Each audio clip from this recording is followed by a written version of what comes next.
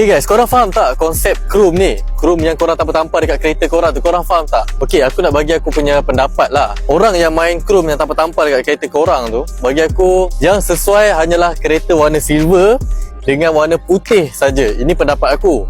Selain daripada warna putih dengan silver ni, apa-apa colour kilat lah, merah ke biru ke, bagi aku dia kurang menarik bila terlampau banyak sangat chrome. Betul tak? Bila kereta putih dengan silver ni, dia main tampal chrome, tampal sana, tampal sini, bagi aku dia kontra yang sangat masuk dan sangat matching. Tapi bila kereta merah, contohlah kan, kereta merah, kereta biru, dia tampalnya chrome, side mirror, fender, kalau boleh dekat hood pun tampal. So dia macam something yang pelik. Bahasa Inggeris apa?